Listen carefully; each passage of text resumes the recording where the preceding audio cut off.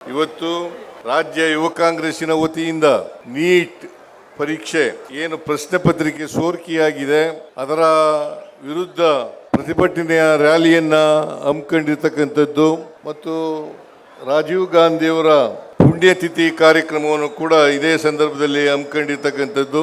ನೀವೆಲ್ಲರೂ ಕೂಡ ಹೆಚ್ಚಿನ ಸಂಖ್ಯೆಯಲ್ಲಿ ಭಾಗವಹಿಸಿದ್ದೀರಿ. ನಿಮ್ಮೆಲ್ಲರಿಗೂ ರಾಜ್ಯ ಸರ್ಕಾರದ ವತಿಯಿಂದ ಧನ್ಯವಾದಗಳನ್ನು ಹೇಳಲಿಕ್ಕೆ ಬಯಸ್ತಾ ಇದ್ದೇನೆ. ನೀಟ್ ಪರೀಕ್ಷೆ ಪ್ರಶ್ನೆ ಪತ್ರಿಕೆ ಈಗ ಸೋರಿಕೆಯಾಗಿದೆ.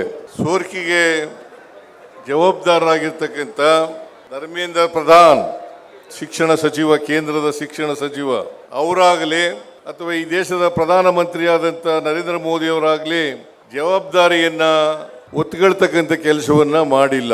ಧರ್ಮೇಂದ್ರ ಪ್ರಧಾನ್ ಅವರು ನೀಟ್ ಪರೀಕ್ಷೆಗೆ ಇನ್ನೊಂದು ದಿನವನ್ನ ನಿಗದಿ ಮಾಡಿದ್ದಾರೆ. ಆ ನಿಗದಿ ಮಾಡಿ ಕೈ ತೊಳ್ಕೊಳ್ತಕ್ಕಂಥ ಕೆಲಸವನ್ನ ಮಾಡಿದ್ದಾರೆ. ಇಷ್ಟು ಮಾಡಿದ್ರೆ ಸಾಲದು ಅಂತಕ್ಕಂಥದ್ದು ನಮ್ಮ ಒತ್ತಾಯ. ಈ ಜವಾಬ್ದಾರಿಯನ್ನ ಧರ್ಮೇಂದ್ರ ಪ್ರಧಾನ್ ಅವರು ಹೊರಬೇಕಾಗ್ತದೆ. ಈ ದೇಶದ ಪ್ರಧಾನಮಂತ್ರಿ ನರೇಂದ್ರ ಮೋದಿ ಅವರು ಕೂಡ ಹೊರಬೇಕಾಗ್ತದೆ ಅಂತಕ್ಕಂಥ ಮಾತುಗಳನ್ನ ಈ ಸಂದರ್ಭದಲ್ಲಿ ಹೇಳಲಿಕ್ಕೆ ಬಯಸ್ತಾ ಇದ್ದೇನೆ. ಕರ್ನಾಟಕ ರಾಜ್ಯದಲ್ಲಿ ಮತ್ತು ಬೇರೆ ರಾಜ್ಯಗಳಲ್ಲಿ ಮೆಡಿಕಲ್ ಅಡ್ಮಿಷನ್ಸ್ ಬಯಸ್ತಕ್ಕಂಥ ವಿದ್ಯಾರ್ಥಿಗಳಿಗೆ CET ಪರೀಕ್ಷೆ ನಡೀತಾ ಇತ್ತು. ಅದು ಬಹಳ ಪಾರದರ್ಶಕವಾಗಿ ನಡೀತಾ ಇತ್ತು ಅಂತಕ್ಕಂಥದ್ದನ್ನು ತಾವು ಅರ್ಥ ಮಾಡ್ಕೋಬೇಕಾಗ್ತದೆ. ನರೇಂದ್ರ ಮೋದಿ ಅವರು 2014ರಲ್ಲಿ ಪ್ರಧಾನಮಂತ್ರಿ ಆದಮೇಲೆ ಹಿಂದೆ ಇದ್ದಂತ ಪದ್ಧತಿಯನ್ನ ಬದಲಾವಣೆ ಮಾಡಿ 2016ರಲ್ಲಿ ನೀಟ್ ಪದ್ಧತಿಯನ್ನ ಜಾರಿಗೆ ತಗೊಬಂದ್ರು. ಈ ಜಾರಿಗೆ ಬಂದು 10 ವರ್ಷಗಳಾಯ್ತು. 10 ವರ್ಷಗಳಲ್ಲಿ 5 ಬಾರಿ ಪ್ರಶ್ನೆ ಪತ್ರಿಕೆ ಸೋರಿಕೆಯಾಗಿದೆ. ಇದೇ ಮೊದಲಲ್ಲ.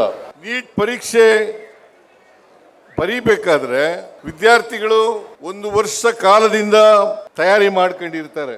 ಅನೇಕ ಜನ ವಿದ್ಯಾರ್ಥಿಗಳು ಕೋಚಿಂಗ್ ಸೆಂಟರ್ಗೆ ಸೇರ್ಕೊಂಡು ಅಲ್ಲಿ ಅಭ್ಯಾಸವನ್ನ ಮಾಡಿರ್ತಾರೆ. ಸಾವಿರಾರು ರೂಪಾಯಿಗಳನ್ನ ಖರ್ಚು ಮಾಡಿರ್ತಾರೆ.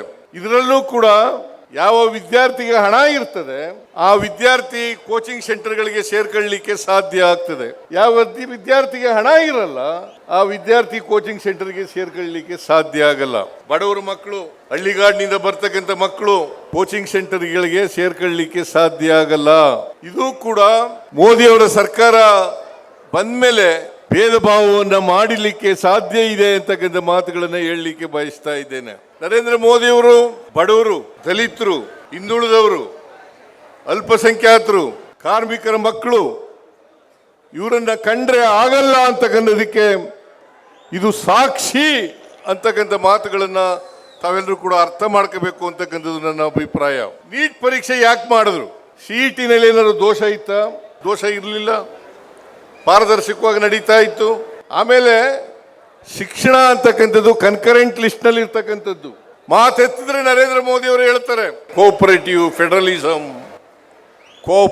ಫೆಡರಲಿಸಮ್ ಅಂತ ಹೇಳ್ತಾರೆ. ಈ ಫೆಡರಲಿಸಮ್ಗೆ ಅರ್ಥನೇ ಇವತ್ತು ಹೊರಟೋಗ್ಬಿಟ್ಟಿದೆ.